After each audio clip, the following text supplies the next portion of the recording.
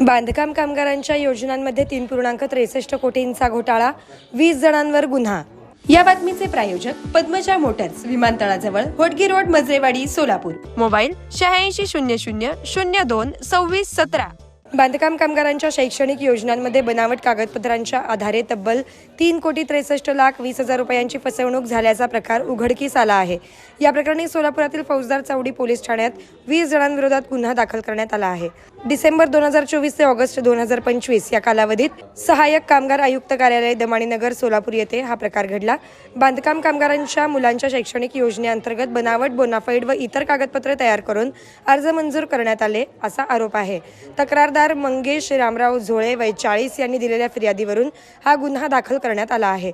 या प्रकरणात काही दुकान निरीक्षक, सुविधा केंद्रातील कर्मचारी तसेच कंत्राटी कर्मचारी यांचा समावेश असल्याचं पोलिसांनी सांगितलं। चौकशी अहवालात नमूद केल्याप्रमाणे बनावट कागदपत्रे सादर करून शासनाची आर्थिक फसवणूक केल्याचे समोर आले आहे। त्यानुसार भारतीय न्याय संहितेच्या विविध कलमान्वये गुन्हा दाखल करण्यात आला असून या प्रकरणाचा पुढील तपास पोलिसांकडून सुरू आहे।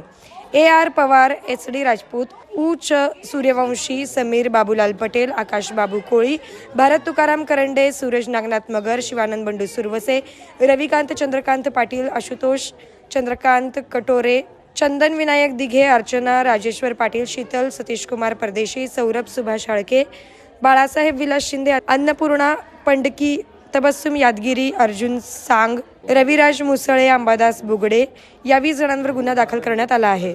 साधारणतः 3,73,00,000चा म्हणजे अपव्यवहार झाल्याचं आढळून येत आहे। त्या अनुषंगाने वरिष्ठांनी दिलेल्या आदेशानुसार मी 4 तारखेला पोलीस स्टेशनला गुन्हा दाखल केलेला आहे। याबाबत चौकशी चालू आहे। चुकीचे कागदपत्र सादर करून किंवा खोटे कागदपत्र सादर करून